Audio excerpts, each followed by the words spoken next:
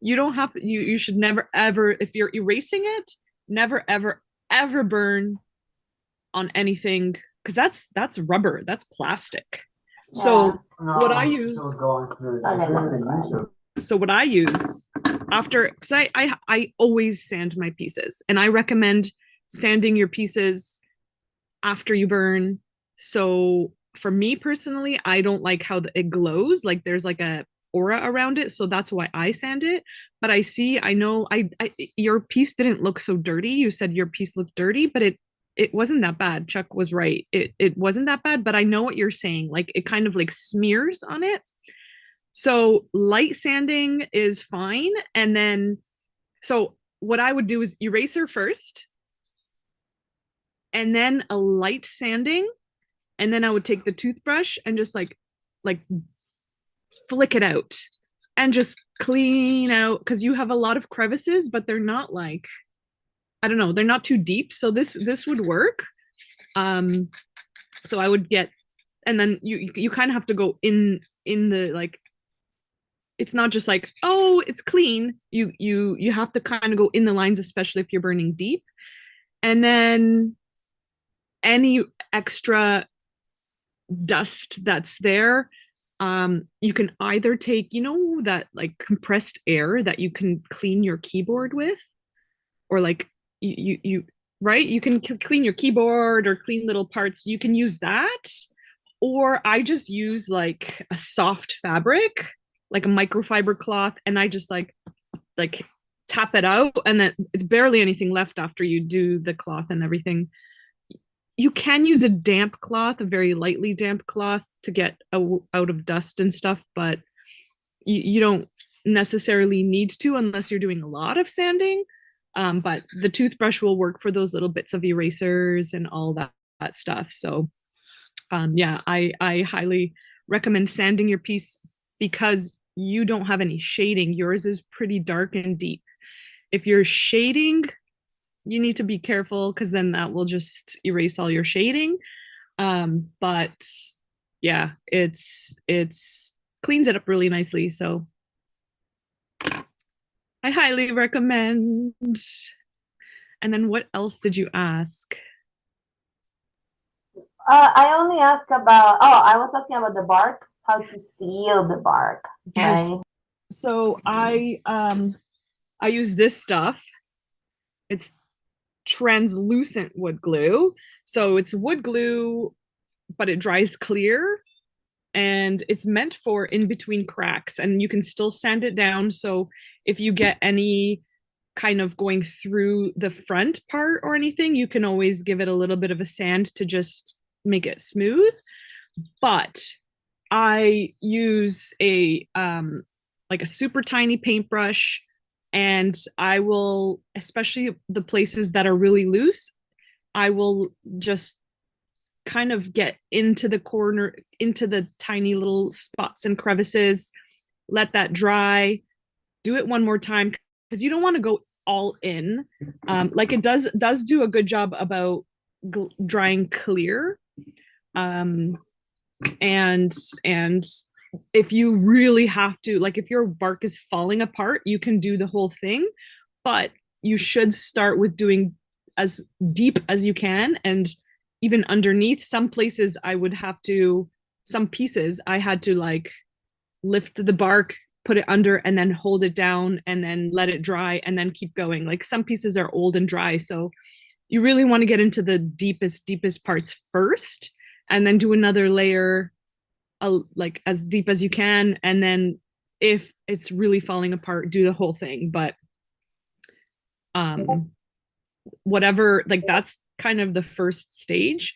And then if you're finishing your piece with a lacquer or varnish or whatever, then you would do all of it, making sure that your bark is covered with the same thing. So yeah, that's a savior for me, because I like my live edge pieces.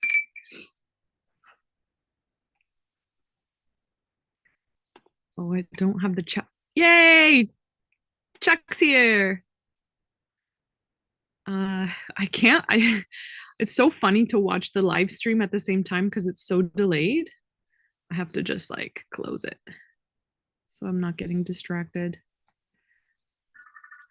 Yeah, I tend to pause it because it is distracting to see us in the past, like a time Yeah, traveler. yeah, because it's not too far in the past, so it's like even more confusing. But yeah, that's those are your questions answered. Did you end up finishing the piece or No, that I was waiting for your answers to work on it, but today I focused on qigong in the morning. So I was doing a bunch of qigong because I wanted to be.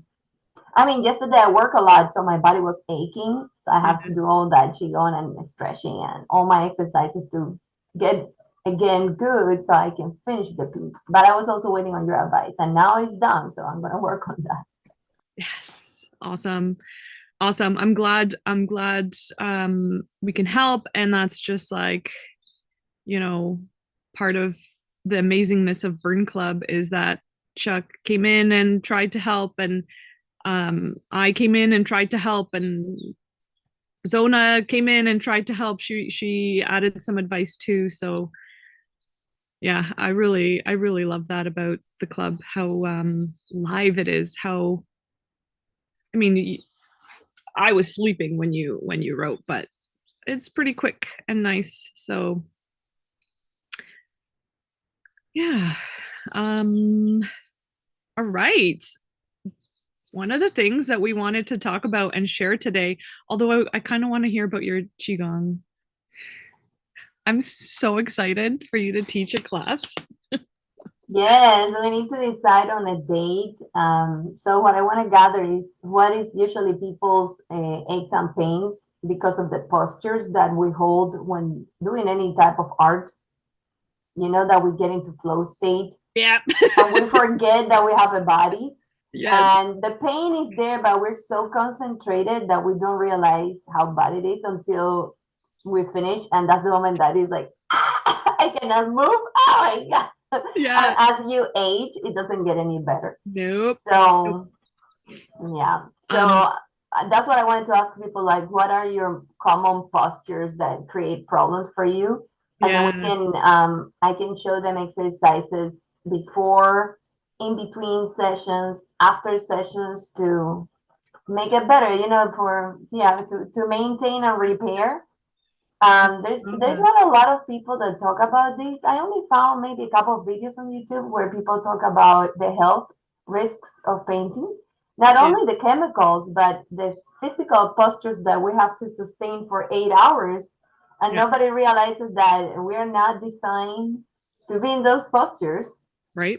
Even though they feel amazing in the mental realm, in the physical realm, you need to also respect your body and be aware of taking those breaks and doing those exercises. And Qigong is about energy.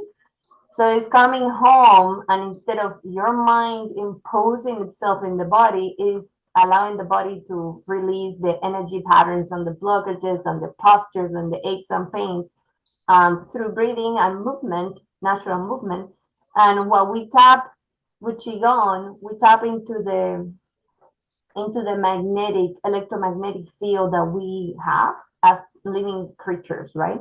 So instead of in yoga, you're working with the muscles and stretching and being balanced, even though when there's tension, but it's still at the muscular level. With Qigong, we work with the energy, the internal landscape of how you feel inside, and we allow that to take over, and it's the main actor. So it's a little different. It's kind of like magic in a sense because you're going to feel your electromagnetic field, and you will activate your energy with different exercises and mindful movements and all that stuff. So if you're familiar with Tai Chi, Qigong is the ancestor of Tai Chi. So is it like especially between something as common as yoga, is the difference in intention? Like, do you focus more? Yoga should have full intention too, but I guess the way we've westernized it, it's become more of like a let's do these moves and we're done. So Yeah, yeah. can yoga become an energy practice, or is it a very different thing? Yoga, I mean, all these practices is based on prana, which is breath, right? So everybody in the different realms of the world, they figure out the breath is the main thing that you need to Yeah. work on. Yeah. Yoga is using breath and it's activating energy and it has the chakras, right? So you do all these things in yoga. But in the Western world, yoga, the way they teach it, because they put it in these like gyms or specific spaces where you have people coming and going all the time, they focus on the beginner's level and you don't find a lot of people going into the deeper practices. I'm not saying that they do not exist, but if you don't know anything and you go to a yoga class, you're not going super deep into the spiritual practice of it. You're going into the beginners. Let's get your body tuned. And some people are okay with that. Some people are like, I just want my body tuned. I don't believe in the religious aspect of it. Yeah. But qigong is more naturalistic. It doesn't have religious practices. It's about the energy. It's pretty much like how does the energy flow and how can we make it better and how can we support the different organs, the different parts? How can you support your body, your emotions and feelings, your mind, the clarity of the mind? Um, and to be honest, there are multiple I would say facets of qigong. Like some people use it for strength training. Other people use it for opening to the higher realms and having some trance states. And other people use it for healing the organs, healing the body at the cellular level.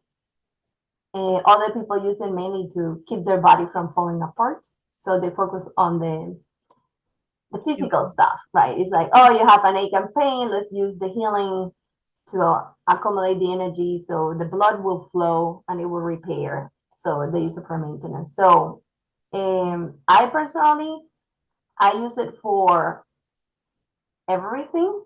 I don't put like I don't focus on, oh, this is a workout, so we're gonna do this, or this is a stretches. Like I like to do everything in one session. Cool. And I like to tune up the body with the stretches and with the physical stuff that you can do in any other place. But then after you get that tune up, we're going to go into the breathing and doing some exercises to amplify the electromagnetic feeling so you can feel it inside of you. And when you activate that energy inside of you, the movement will happen on its own because the body patterns are going to follow the energy.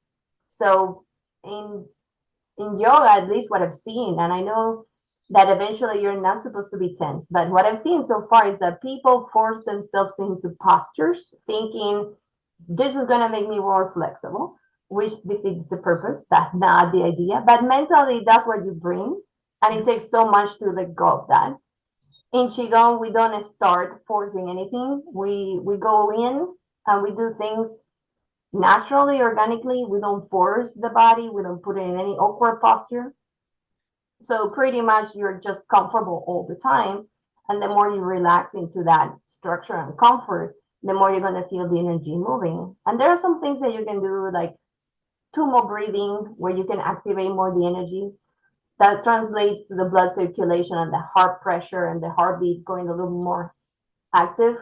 So now you feel the energy, the movement. Other times you use Qigong to calm the mind and the anxiety, people that are super aroused Yep. into that sympathetic mode and you want them to go into parasympathetic. We also have things to calm you down. So it's a tool that the more you use, the more you realize that, oh my God, I don't need to stay in one state. I can actually change my state. It could be emotional state. It could be mental. You need to make a decision. There are certain practices that open your mind to clarity. Yeah. And then there are other practices. I do this with a friend all the time. She gets into panic attacks because of her lifestyle. She's very overstressed. And one time we did a qigong session and some stuff with her, and she was calm, calm down in 2 minutes after 2 panic attacks. So it works, but you Yeah. need somebody to guide you, right? So Yeah, that's you why need you to have know. that's why you have sessions and sessions, and eventually with time you will be able to catch up yourself and be like, oh, I'm going into that pattern. Yeah. I'm gonna do this other thing. Thank you, close up. I'm gonna do this other thing, and I'm gonna stop the pattern. I'm gonna break the pattern, and I'm gonna bring Yeah. myself to center again. Yeah. So I'm surprised that you guys don't know about qigong, because I'm so immersed into that world that to me is so natural. It's like Yeah. everybody knows qigong, and people are like, no, we don't. What is that? Yeah, I've definitely heard of it. I've been on a mindfulness journey the past 2 years. It was very art centered. There was very much how to use art to be mindful. But through my journey, I listened to a bunch of different podcasts, and qigong has been coming up so much, and I'm like, it's almost too much of all the mindfulness practices, and I'm like, I don't there's too much information out there. I can Google it and I can try, but I'd rather like ask questions and talk to a human that knows what they're doing, and human to human. It's so much better. So I'm really excited for you to come and teach us and how to do it, because I've been wanting to do it for a while. I just haven't really known where to start. And Yeah, and that's so the much. whole thing. Is the whole thing that when you start, everybody's different, and you're Yeah. gonna have different questions, and you're gonna be asking, wait, I don't feel this. How can I get to feel that? And then the problem is probably not here. The problem is coming from your hip, and we need to fix the hip to allow the energy to flow. So Yeah. I have done a lot of online classes, but those require foundation, right? To know what you're aiming for and what is the target. Because if you just copy what you see, you're doing a disservice to your own body. That's Yeah. not the whole point. The whole point is to allow the energy to flow, and everybody has a different structure. Yeah. So in order for a person to feel it, they might be super open here, and some other person might be comfortable here. Yeah. There are so many details, and I do practices with friends that they don't have any background, and when I look at them, their posture is totally off, and I'm like, and that's why you have to go to an actual school with an actual teacher, because you cannot see yourself in the Right. mirror and Yeah. compare and be There's like, no feedback. Yeah. yeah, and you don't even look at yourself. You Yeah. think, I'm doing what he's doing, and I'm Yeah. looking at you, I'm like, you're so far away from what he's doing. It's another country, my friend. You're in another country. So having somebody to explain to you, put the elbows in, turn the wrist like that, and relax here. You're tense, relax, drop it. All that feedback. I'm so accustomed to it. I'm doing qigong healing with my kung fu teacher to people in the school, Nice. and it's funny that you tell them to relax, and they haven't relaxed because they're still mentally holding into the body, and we're like, relax, like this is relax, and they're like, mm. But there's still like mental control, and we're like, That's me. That's me. so you need to let go. When you get your nails painted and they're like, just put it down and relax. I'm like, I can't. Is that mental It's thing? all mental, 100%. And I totally understand that. Like, we are our own realities, and our perceptions, our own realities. So if you're and like, there's a whole conversation around that on its own, and energy and stuff. But one thing I've learned recently is that the more you try, the worse the outcome, the harder it is. You just need to let go, and it all starts in your brain. Chuck says witchcraft, spiritual opening exercise, or just physical relief, both. So it should be both, right? Like, it doesn't have to be spiritual if you're not spiritual. It can be physical, right? Like, that's what I'm thinking. And that's a good point, because people that come from different religious backgrounds, they think that their religion is the container for their spirituality, and if you bring something that is spiritual, it's going to corrupt it, and that's a mental construct. That's not true. So coming back to shock, when you're doing your qigong, and it's a spiritual practice, you can pretty much connect to God and Jesus Christ. Like there is no, in these practices, it's all energy, and they don't put gods, they don't put I don't know, they don't put the spirits. It's a spiritual because Religion. it's your connection to heaven. So for yes, no. So I don't know what it is. But the spirituality is whatever you want to put into it. For some people, it's like praying. They're doing their energy in their body, and they're praying to God, and they're doing their thing. And this is something from the Bible because I love Jesus Christ. I love reading his stuff. He was a real prophet. And this is what I say to people: when you do something and the fruits of that thing makes your life better, how is that a bad thing? Is your life better? The Bible says measure a tree by the quality of the fruit. So if you get good fruits, how is this a bad practice? And then people think, oh, you're inviting evil spirits. When Jesus was accused of doing healing because of his connections to Satan, he said, nobody can work against his own kingdom. Like the fruits of Satan's work are going to be evil, and you're going to see it. And the fruits of what he was doing, they were not evil at all. So he proved the point. Like, you can close the spiritual part if you want, and it can be only energetics. You know, it's like getting your energy, your nervous system activated. The more activated your nervous system is, the more circulation of life force it is in your body, and you're going to be healthier. It's like going to work out and doing weightlifting. It's exactly the same. You're doing it with energy. I think that the distinction can come in that religion is not the same as spirituality. Spirituality is the practice of religion, or the practice of whatever kind of not physical realm stuff, not necessarily a specific religion. So I think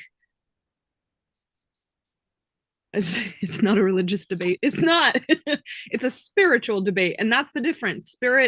Being spiritual is whatever you interpret it, but it's not working with. It's going deeper than your physical and mental state. Like that's your spirit is like all of that combined and then some. So I think it's open to everybody. It's open to all, right?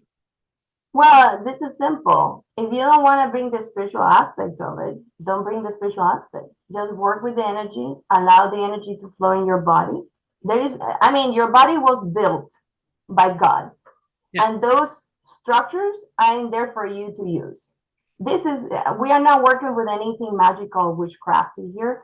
You were born with energy in your body. I can debate that. Well, not going to be here. Okay, we can debate afterwards in the group. but this is simple. For me, there are things from religion containers that do not apply to my personal spiritual search. Some people, they need their container to feel comfortable and safe, and it works for them. But then I understand that other people have different containers, and they have different things that resonate to them. I don't have a grip on this is right, this is wrong at all. Qigong, when I do Qigong, I'm pretty much working with the energetic level for my life force and for my own personal energy. And I'm not always thinking, oh, I'm bringing energies from, I don't know, angels or spiritual beings or stuff. I'm not doing Reiki stuff. I'm just thinking about my own energy, how to unblock things. I mainly use it for psychological, emotional stuff to dig into that. Like if I feel stuck emotionally in a pattern and I do my qigong and I bring energy to certain parts of my body, it changes the state, my inner state, and it opens the path for me to see other answers. But for example, if you're upset with somebody and you're stuck in the rumination, and I do my energy and I kind of calm down the mind and ground myself and bring the energy to my lower belly, which is more calm and centered, I'm going to interrupt the pattern. And now I'm going to have other ways to respond because I calm my initial state. And instead of acting on that initial state, and taking a pause. And some people do with prayer. Some people do exactly the same with prayer. But prayer for me, the way I've been taught, doesn't do much. So I have to go to a thing that works for me. And on top of it, I do martial arts. So martial arts is all about the flow of energy. And that's an integral part of martial arts. So when I do Tai Chi and Qigong, I'm tapping into that. I want to know the powers and possibilities of my body. And I don't want to put any condemnation around it just because it's the human body. You're not supposed to explore it. I'm sorry, I came here to explore my life, so I'm going to explore whatever. That's why I don't like having certain containers, because it's, for me, I'm not saying for everybody, for some people it's great. For me, it feels like a restraining of my own development. Now, Qigong is used in the Chinese culture, which since the Cultural Revolution has become heavily scientific. They don't do woo-woo stuff. They don't do spiritual energy. Actually, they're pretty much against Christianity over there. They put Christians into jail. They allow Qigong in their system because of the medical benefits of Qigong. Like, it has been studied and proved scientifically that Qigong has a benefit and a positive impact in your organs, in your cells, in your mind, in your emotions, and aches and pains, obviously. So you can use it for that, and you can focus only on that, right? Nothing wrong about it. How is that different from going to physical therapy? Yeah. I don't see the difference, to be honest. So, well, I'm excited to learn more and to get into it and to use it as a tool, because you mentioned before that when you get into this state of flow and when you get into this into the zone, people call it, it's you forget about your body. And I hear that over and over and over again, and I dug into kind of why that happens. And a lot of the time when we're making art, or when we're really super mindful about something that we're doing, it closes, it quiets down the prefrontal cortex, which is the frontal lobe, which is like where all your judgments are, where your sense of time is, where kind of your command center for your life, like for everything. And when that quiets down, you don't really think about anything else. And that in itself allows dopamine release. That allows true relaxation. And that's literally what mindfulness is all about. It's so amazing and so easy and so accessible. I guess we'll get onto the art topic, because the qigong we're going to do, and I'm really, really excited, but I want to move into art and how it can be mindful, and how later we're going to use qigong to unstuck our body from this position. Because it really, I forget to blink, I forget to breathe, I forget all of the things, and that is wonderful. Like, to be turning off reality, to be turning off everything and just being in the moment is the ultimate mindful practice. So yeah, so the thing is that when I get into a flow state, I don't like to say flow state, let's say hyper focus state, where you're like in the thing and you just want to finish it all. Yeah. And the problem is that I disconnect from the body. I start using the body as a means for me to get the job done. Yeah. And then the mind gets satisfaction because, oh, that's exactly my vision. That's exactly what I wanted, but at the expense of hurting everything in the way, right? Yeah. So what happens is that the more I practice qigong, which is a way of practicing mindfulness, it could be meditation, it could be yoga, it could be playing sports. Like, there are many ways to get into mindfulness. But for me, qigong, it gets so ingrained to be in your body and feel your body, the whole interoception aspect of existence, where you're aware of your heart beating, you're aware of your breathing, you're aware of tension and aches, The more you do that, the more you realize that you shouldn't fall into hyper focus.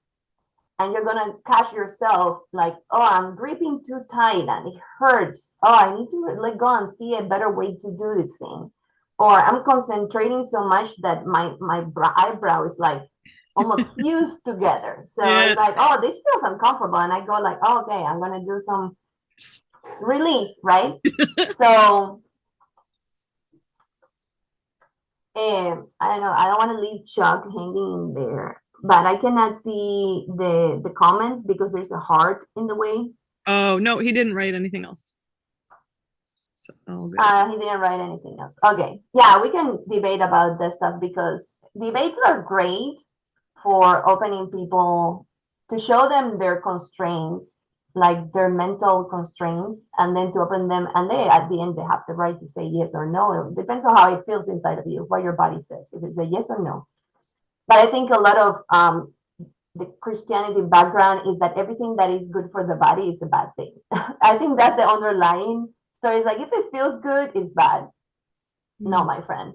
There are many ways to heaven. So coming back to the mindfulness of qigong, is that in a difference between yoga and qigong is that you can do qigong sitting on a chair anywhere, anytime. Like, you don't need conditions. I feel with yoga, you kind of need certain conditions because of the specific practice. And oh, he's argumentative today. He's not true.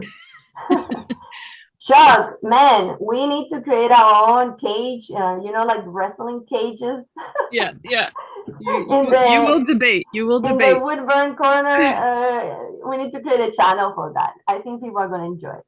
So coming back to the why I like the practice of qigong, and it can be anything, right? But it brings me back into my body more and more, and it kind of sends signals to the mind that, hey, you're also connected to your body. Go into your body and feel into your body, right? I think sometimes artists, they mix a flow state with hyper focus, and it's not the same, because flow state, when it happens in nature, is very organic, and the entire mind and body and spirit is all happening at once.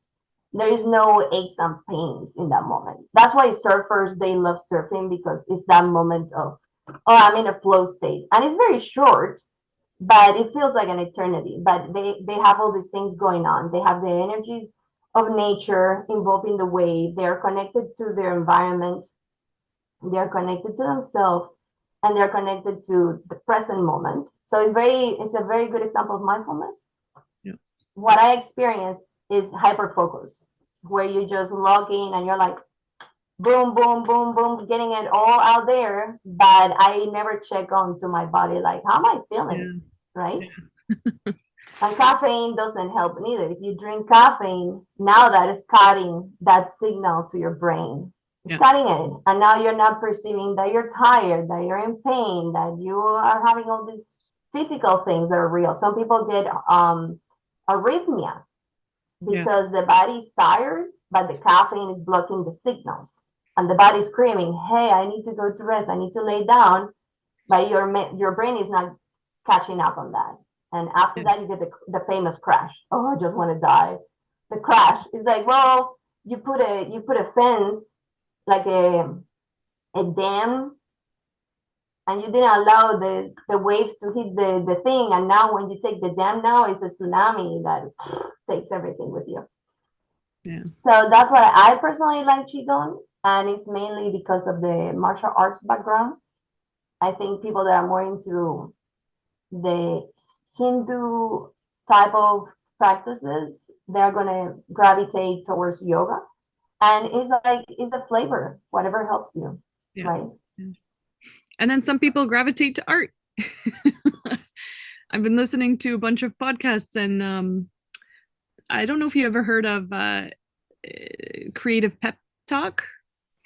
It's the host's name is Andy J. Pizza, and also anything we're talking about, I'm going to put it in the notes. So with links all of the stuff so everyone can find it. But this creative creative pep talk, one of the episodes, the host had a guest speaker named Daisy Fancourt.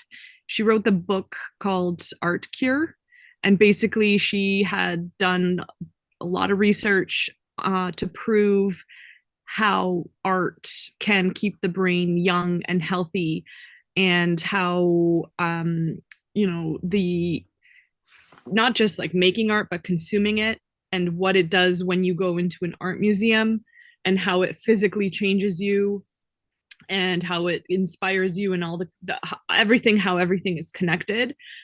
Also, of course, making it is really big part of that. And I like how you differentiated the state of flow versus like hyper focus, because those two can overlap.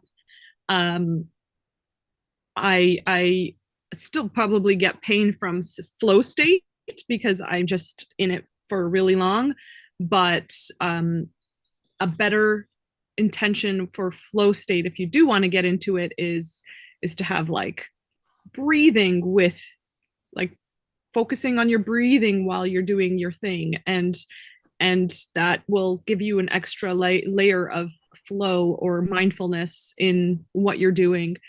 They said that getting into the state of flow, this is from that same podcast episode, getting into the state of flow is best achieved with two things. And one is your knowledge in the medium. So like if you're trying something brand new, you are going to be focusing on how to use it, or what it's doing, and you kind of have to know what you're doing. So that's why usually drawing or like crayons or very simple mediums are really good.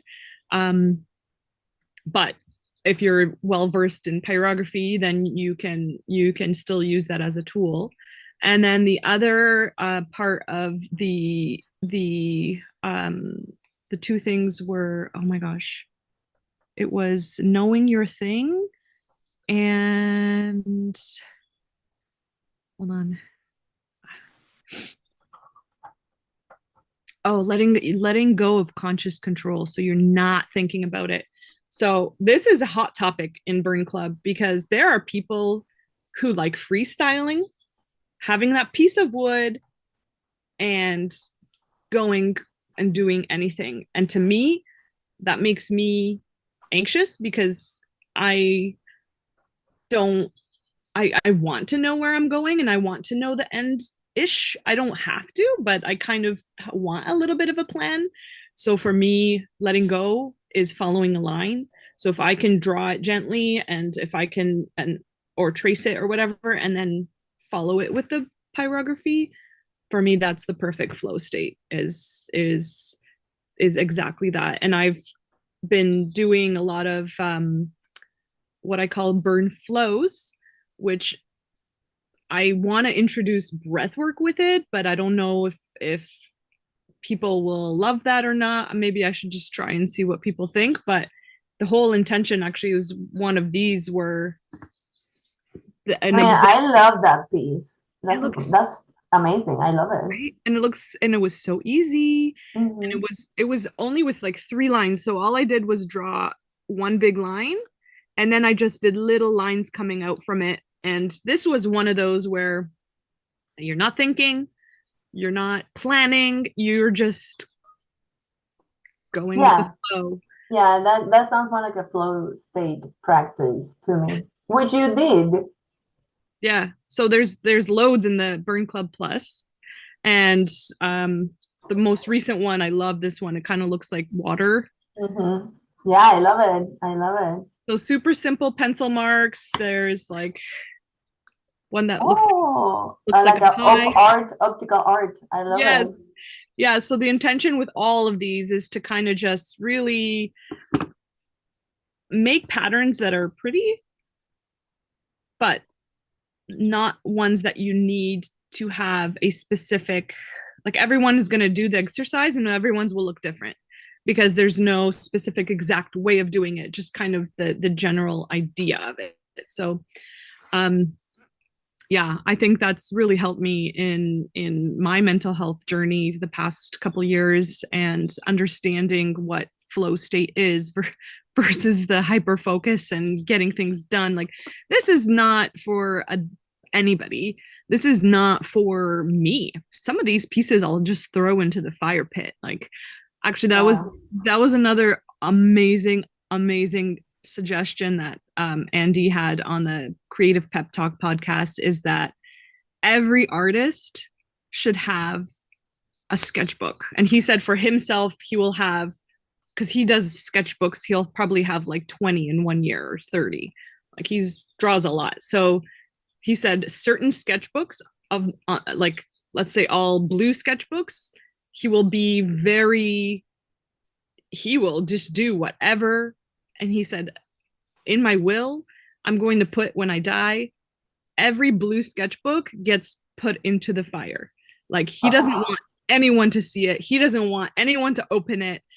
It's almost like a diary with a lock. Like, when you make art just for yourself, just for like making it and then burning it, it's probably the best way to be in the state of flow and to be mindful, because then there's zero there. The point, you'll hear this over and over again, the point is the journey, not the end result. And especially with wood, it's kind of scary. Like, wood is expensive, and wood is, maybe we don't have a lot of slices. I do have a lot of slices. I am a hoarder, and I'm proud of it. And I like will use random scraps just to be able to feel that burning with the tool. And when there's a little bit of a guide, it's that much more enjoyable and that much more fun. So yeah, flow state, that's the place to be.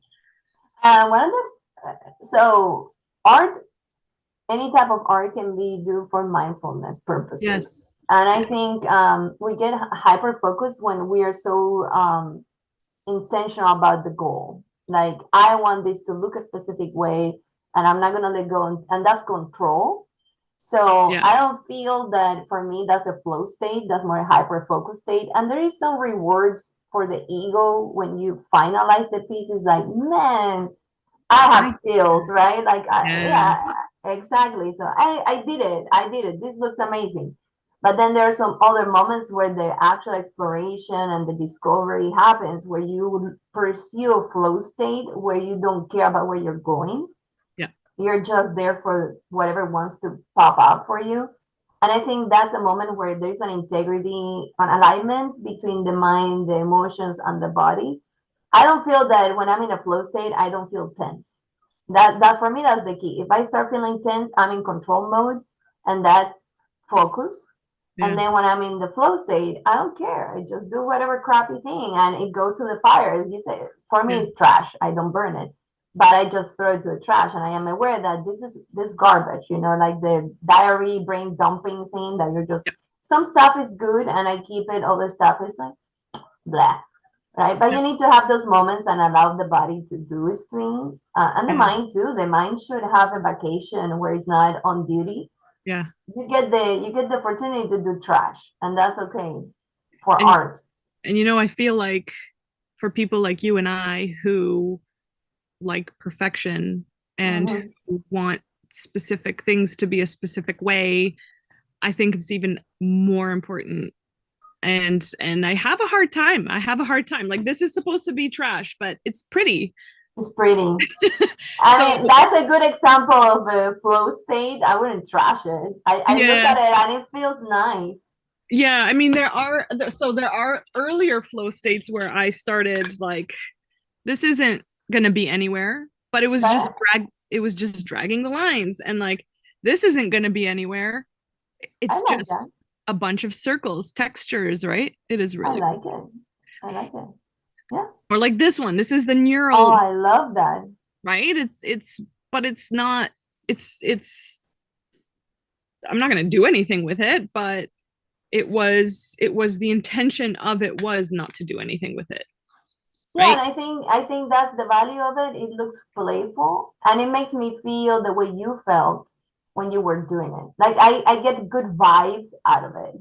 While with professional work is very impressive for the mind, the intellectual mind. I was like, but I feel it here. It's like, oh, but the Yeah. other stuff I feel it in the heart. When I look at those things, I'm like, oh, that feels warm. That feels like nice. So some people might value it as a piece of art because of they feel what you were feeling in the moment, and that has a value. Why would I say that that's not correct compared to the other stuff? Yeah.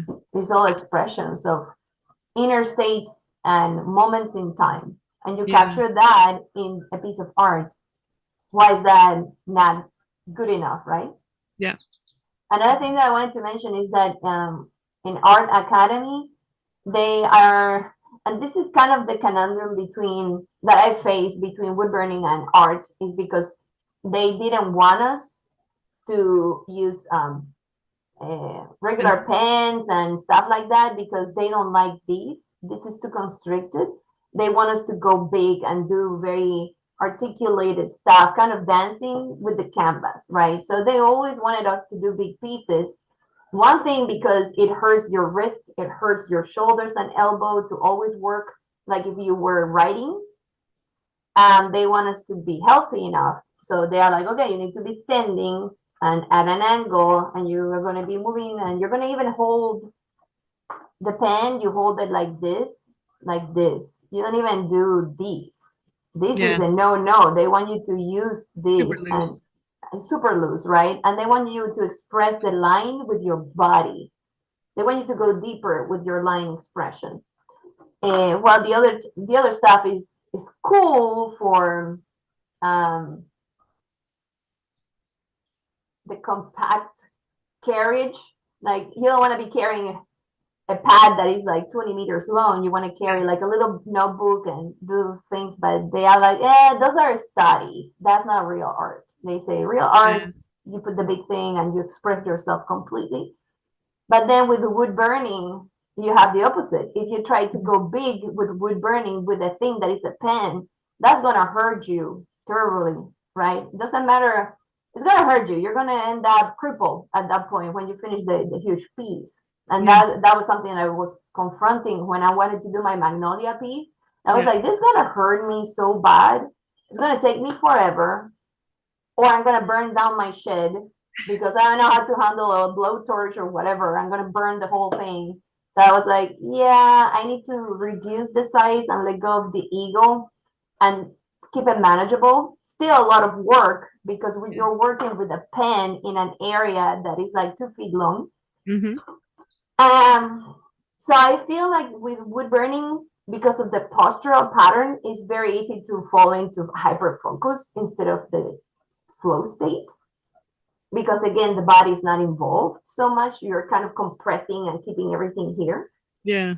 and then on top of it, it is sending missed signals at the same time, because when you're burning, you're breathing with the burn. So there's this mindfulness breathing happening that it slows you down and it makes you be present. So you have that mindfulness practice, but then the posture is not helping, right? Yeah. So you're always battling between the two. Like, am I being mindful or am I being hyper focused? So I think the solution is to pretty much consider the design ahead of time to know how much damage I'm going to do to my body if I go for this piece. Yeah.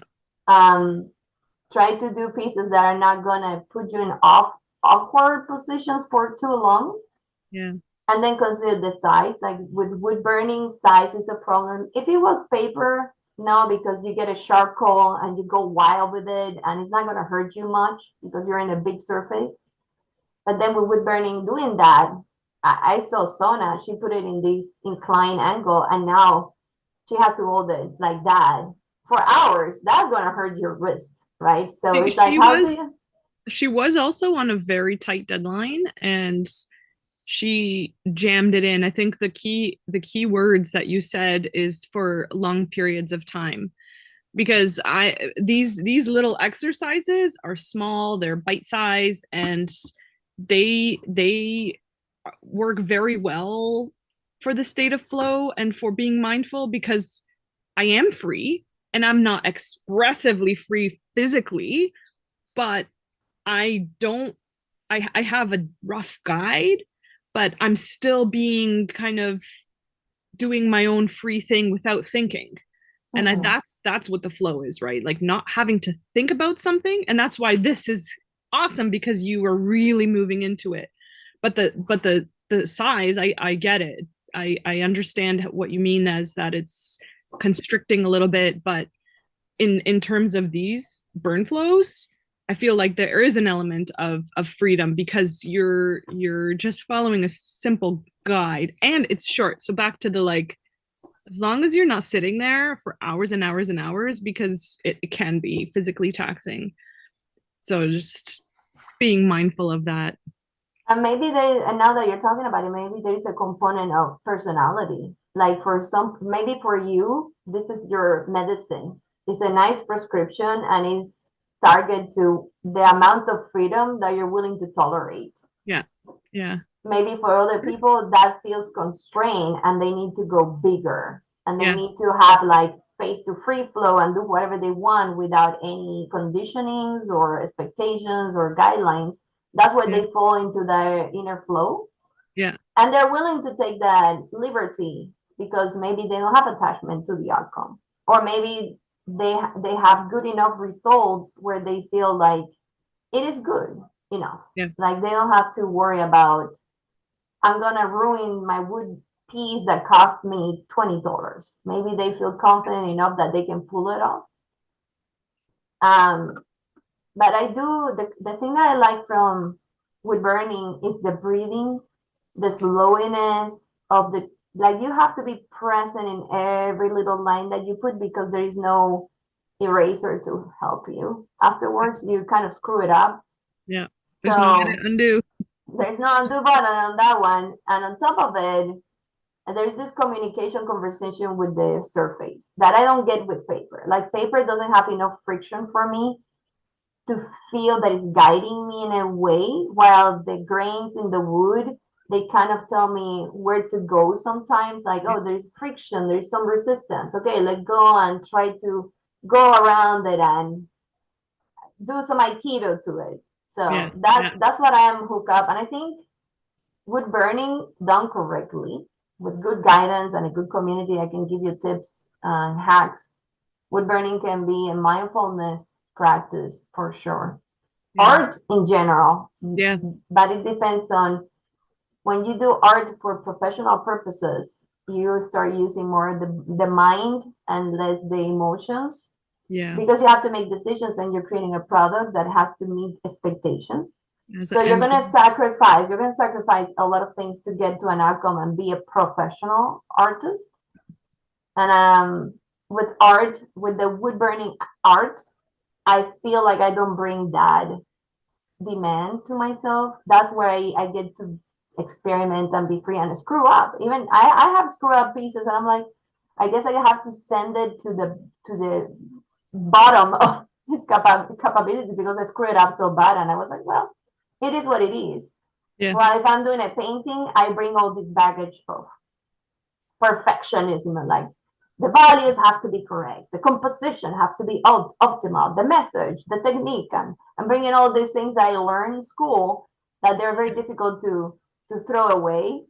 Yeah. Hopefully one day I will be able to throw it away, but right now I'm not in that stage. Well, yeah, I mean, I think that goes back to the whole presence practices and the burn flows, and like, so another channel that's in the Burn Club Plus is presence practice, where I use other mediums other than wood to help do that practice. And maybe my next one will be a big one inspired by you.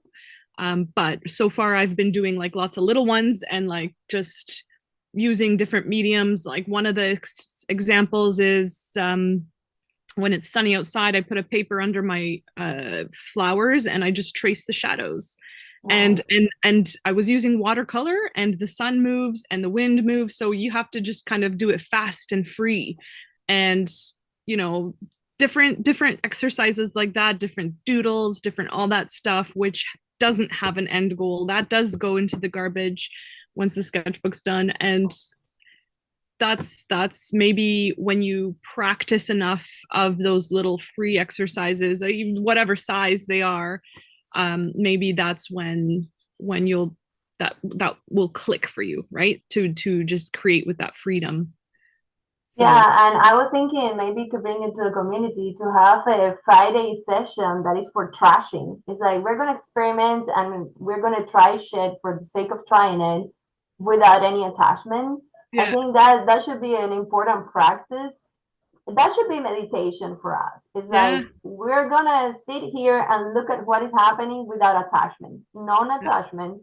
And whatever comes, if it is good, congratulations, pat yourself in the shoulder, you discover something amazing. And if it is shit, don't feel shy. Trash it, dunk yeah, it. Like if you're scoring, boom to the trash. yeah, yeah. Make it intentionally garbaged. Burn it. I say burn it. Burn everything. Yeah, you're good at burning, but I'm still scared of burning stuff. I have a wood here, like an actual wood. My backyard is a wood. If I burn something, everything is gonna catch fire. So I'm like, no, Yeah, yeah. I'm gonna trash it in I'll be the safe. container. Yeah, let me be safe. Safe, not sorry. Yeah, and Chuck was saying that he has the same experience, the talking with the wood part. Yeah. That's why I like that medium because it's very Yes. There's involved. feedback. It's kind of like a sculpting. I feel like there is this communication going on between the material and yourself. While for me with paper, I don't feel that Yeah. anymore because Yeah. I've been trained to override anything. Right. So now when I would burn, I make a ton of mistakes, but I'm kind of happy because it's like, yeah, that communication didn't go well, but I learned from it. Now I know that I need to use a different tactic, a different nib, a different Yeah. approach, a different angle. And I'm Yeah. okay with that. That's how you build that mastery. It's like having failures along the way. Yeah. And with art, I need to get, I need to translate the craft of wood burning, which is art. It's just the way I compartmentalize in my brain because wood burn is art. But I was training the traditional academy where art is a specific thing. Yeah. Although with the new things they don't care anymore. They put bananas in the wall, and that we can have a debate on that. The banana tape in the wall. But the traditional way, which is oil painting over canvas and charcoal and all this stuff, right? I was training to that's art. You need to Yeah. bring all this personality into it. While Yeah. with the other stuff, it's like, oh, I get to craft and I can make I get to mistakes. play. I Yeah. get to play and nobody Yeah. is looking over my shoulder judging me Yeah. anymore. Yeah. Yeah. Oh, and Chuck says oak is very chatty. I haven't tried oak. I'm a cheap girl. I just do basswood so far. It's strong and chatty. It's oak is a hard one, but it Oh is yeah, yeah, but it's I haven't tried that. I only tried the soft things because I have a tendency to push and puncture. So basswood is kind of buttery. So if I yeah. crank up the heat, I don't have to fall into that bad habit. But Yeah.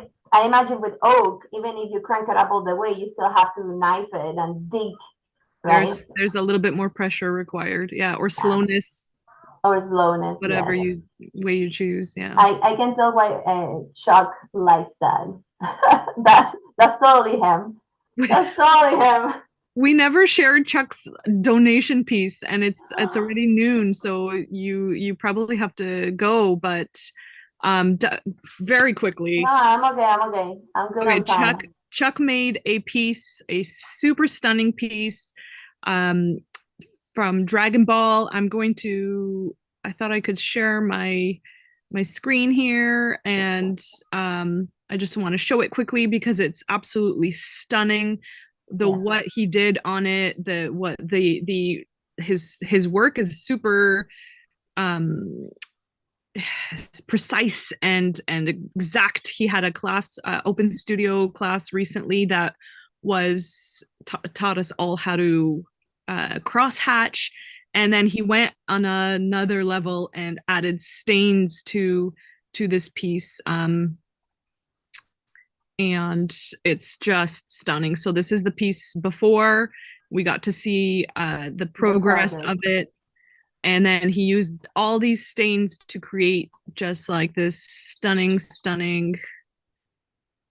end result. Oh yes, Like that's I love just it. beautiful.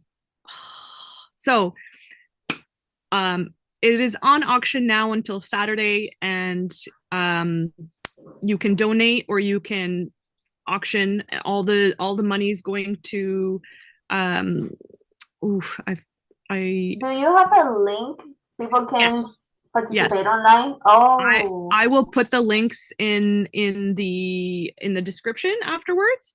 But to write love on her arms, it's going to, which helps people with their mental health, and that's what we're kind of all about here. Side note: we do not talk about religion or politics, so your religious debate will have to happen on your own. I'm trying to keep this space super pyrography related, super supportive, and we're all just humans coming together to make art and to make each other feel good and make ourselves feel good through art. So please donate if you can, and I will share all of the links in the description. And yeah, that's a beautiful piece. right. I'm gonna try to win it.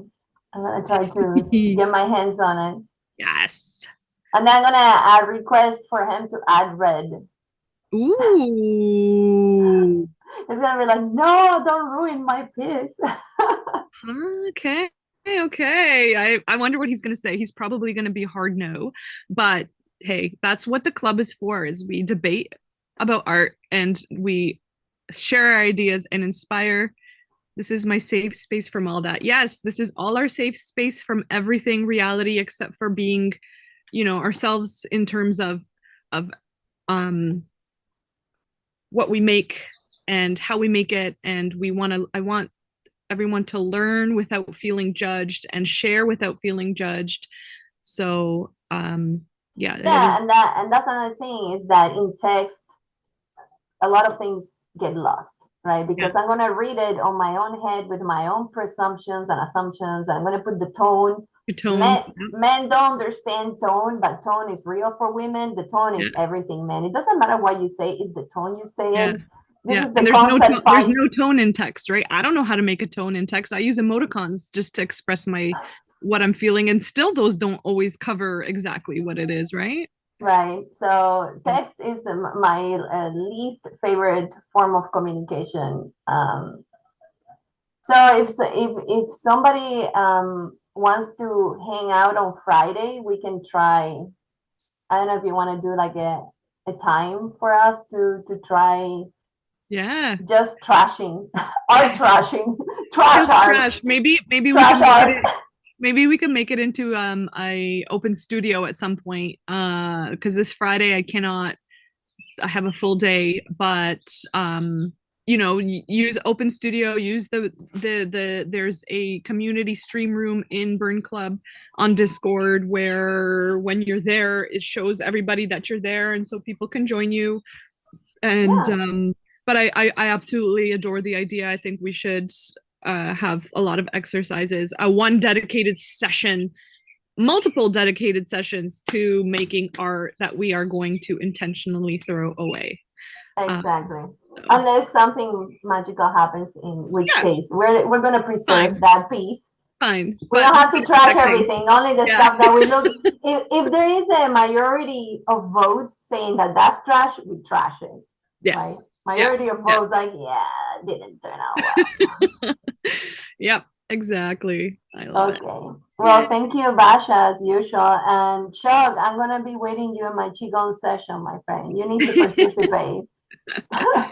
Thank you both for being here. Thank you so much for sharing and being in the club. And yeah, today is our open studio. So if you can make, Yeah, but at what time is it? 1 p.m. yeah, Hmm. in an hour. And yeah, I can show up at 1:30. Yeah, we're doing Pinterest today. So do you have a Pinterest account? Yeah, the one I created with you and I never touch again.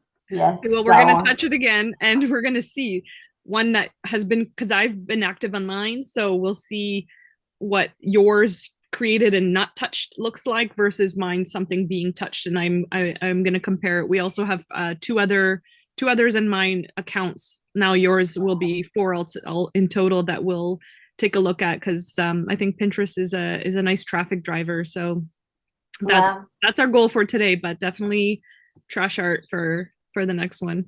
Trash art. I love the name. Trash art. Well, yeah. Well, Okay. thank you, Basia. I will Yeah, see thank you you. in the Discord. Awesome. Ciao. Take care.